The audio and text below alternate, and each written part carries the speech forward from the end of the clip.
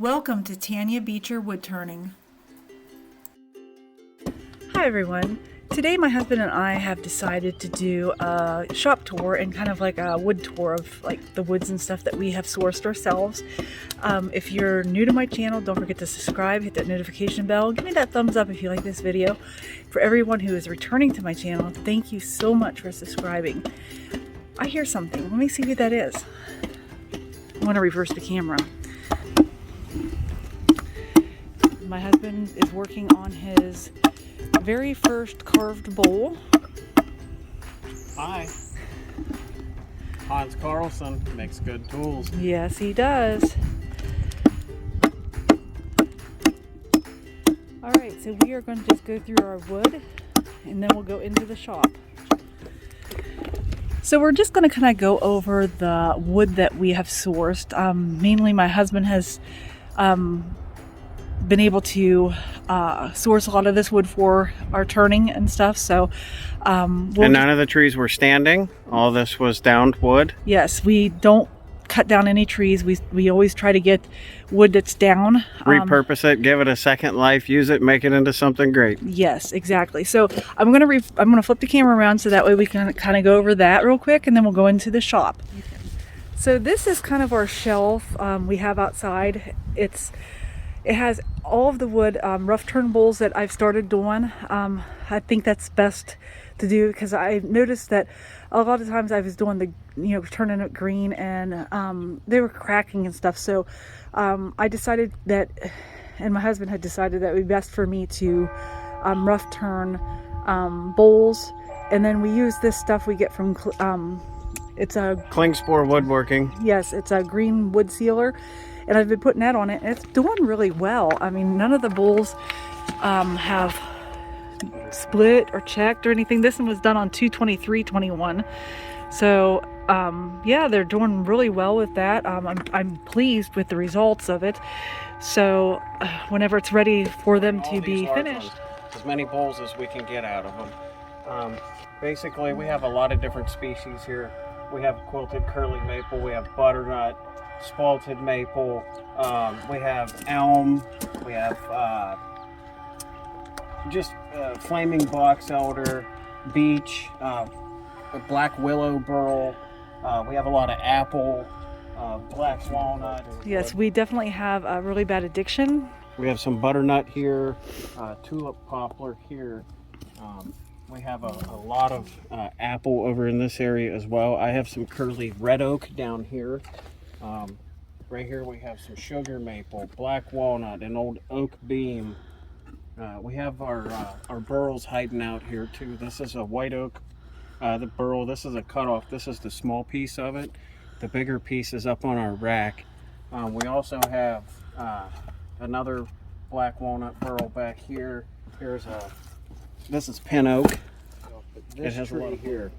It was dead and they wanted it removed. It wasn't that far dead, so it's still somewhat green. But this is a black willow tree, and the whole entire bottom of it, it was 42 inches in diameter, and the whole entire thing is a burl. And we have all this. Can't wait to process it out, let it dry up a little bit more. This is similar to what it looks like. If you see all this character in here, this is all flaming box elder. We got this for $10 for an entire truckload, and it was absolutely amazing. A wonderful find, made us happy. And I know that a lot of times we'll look through Instagram and Marketplace and different places like that. Mainly just Instagram and Facebook and YouTube too, and like a turner or something that we're just kind of fascinated with what they do. We'll send them a chunk of wood just to share the wealth, just to share our wealth with everyone else. But here is flaming box elder. It's absolutely gorgeous. Here's a heart too. A gorgeous wood. It's just beautiful. And this is caused by a bug, and it causes some nutrients to become deficient in the tree, and that's what turns it red. I do share the shop with my husband. Before it was his, And then I slowly moved in here, and I kind of took over the majority of the shop with the wood turning, but I don't think he minds. He really likes me being out here. At least that's what he tells me. I'm sure that he has told other people different things, but I'm really sure that he really loves me out here. Right, honey? Yes, correct. Good husband.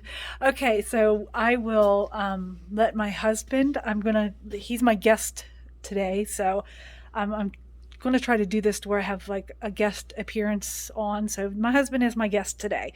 And I asked him, would he be willing to do the talking in this video of everything in his shop? So I'm going to reverse the camera and I'm going to let him explain the shop to us. Okay? All right. Okay, here we have Tanya's tool. I use it once in a while too, but it's a Grizzly G0766. It's a 22-inch swing over the bed. Nice machine. We bought it used. We've had it for about a little over a year, and good quality machine. Eventually, I'm going to upgrade her to a Rikon 703040 with the extendable bed, just a push-button extension. There's more to come in that in the future. Maybe another announcement she can make on that. Over here we have it's an older Delta. It's a 2-stage dust collector. Does a really good job. We enjoy it. It does what we need, so no complaints there. Over here is the tool cart that I built her. I initially saw some plans on Pinterest for a box like there is just up top here, and I thought I would build it with all these slots in it because it would hold an astronomical amount of tools, while here it's already full. So I had to build a couple of pipes down here for her. This is for her Thompson 3/4 bull gouge, and then her Easy Wood Pro Hollower. That's about the easiest place I could find to put them, and they're within easy grasp of her to get at the lathe. But the chuck up here and the drill bit extension and the different live centers. Then over here is the bandsaw. It's our jet, and this thing does everything we need. No complaints. I know there's bigger, I know there's better, but it has almost a 14-inch resaw capacity. Awesome machine. Buy these blades. They're called the Woodturner Special. They cut through anything green, and they seem to last really well. Right here is where Tanya spends a lot of time sharpening her tools. It's a Tormach Super Grind. Awesome tool. To the left right here is Tanya's Ron Brown's Best. This is the 20-inch. It's made out of HDP, high density polymer, and this thing is awesome, and she's already utilized it quite a bit, and hopefully we'll get to use it for many years to come. This is the rest of the parts and pieces for the donut rings for the Ron Brown's Best Longworth chuck. Here we have a 6-inch jet joiner planer. It's a little bit of an older model. It's real clean and great condition. The thing works and operates beautifully. We love it. Back here I keep all my chains. I have them all sorted in sizes and whether they're sharp or dull. And then whenever I need to sharpen them up, voila, I'm right there by my Timber Tough. That's my electric sharpener. I do like it quite a bit, but I also use a different sharpening method as well, and that way it's just as nice.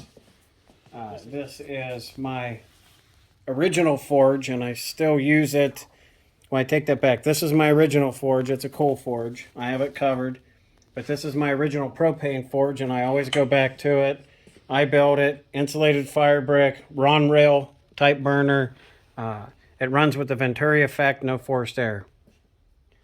Then down here I have an old Lincoln AC/DC buzz box. I keep a bag over it because of dust. And this is where I spend half of my time when I'm home to helping out Tanya. I cut and mill all of her blanks with these. I have 4 saws, which is not enough. Now we keep most of our finishes here, the bigger containers of them. And then my baby that I built right here, it's nothing fancy, it's not high-end, but it's done me well for a couple years now. This is my 2x72 that I built. It has a VFD, so I can control the speed, and I also have different platens or attachments for right here.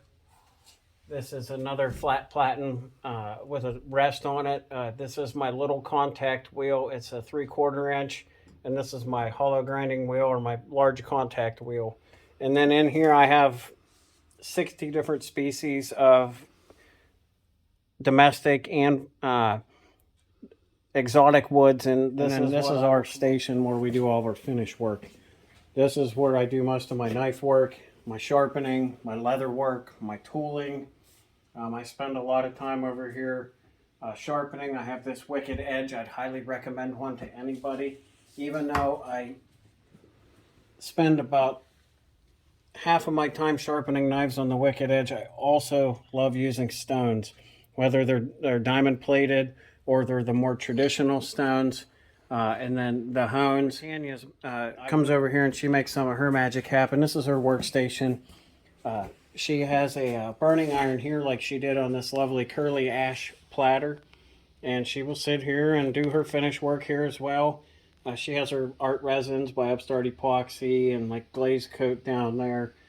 We don't have any deep pour stuff at the moment, but she keeps, you know, her latex gloves here, face shield, and then this is her 3M air hood. She has a problem dealing with wood. It gets in her respiratory system and it really messes up her, inflames, you know, her whole entire system and clogs her up. And so she wears this air hood and it helps her out quite a bit using it. But that's pretty much a rundown of our shop.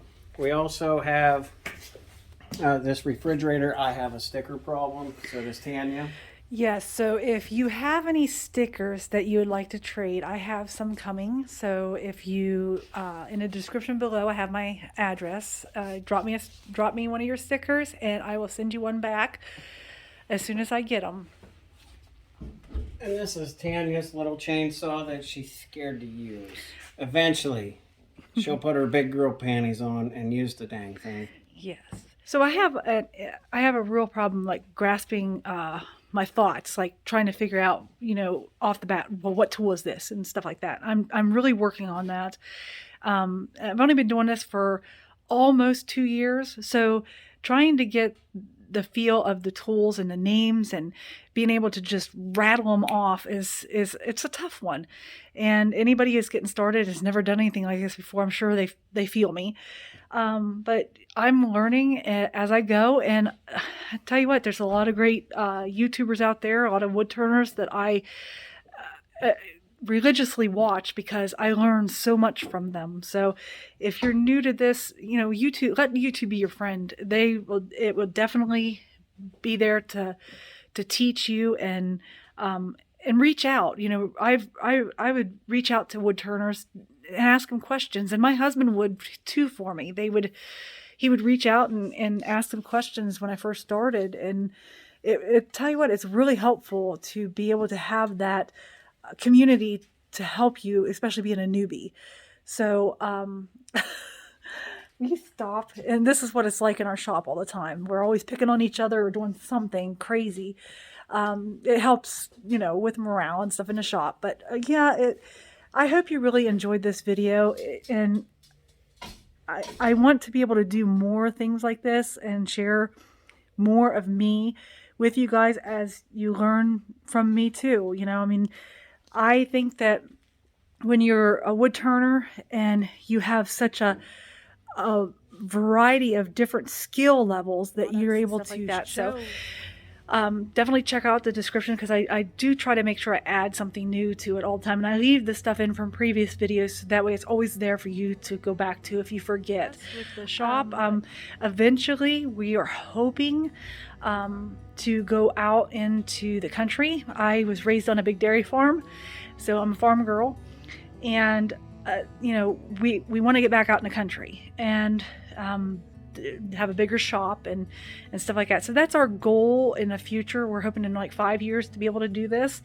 So I'm sure that in that time, when it comes to the shop, setting it up and stuff, I'll make sure I add that video to let you guys in on that. And yeah, so if you have any questions, or if you think of anything, or you know what, if you're interested in some wood or something and you live here in the US, and if we could work out something with shipping and stuff like that, if we have something that you want or you want to try to turn, let me know in the comments, or my email's in there too. Send me an email. I'm free to anything. We could do trades, whatever. It doesn't matter to me. If you have wood that I have not had or turned, we could do a trade on that. I'm easy going. Bartering's something that I'm willing to do. So yeah, again, if you like this video, give me a thumbs up. Don't forget to subscribe and hit that notification bell so you never miss out on any of my videos. Guys, until next time, see ya.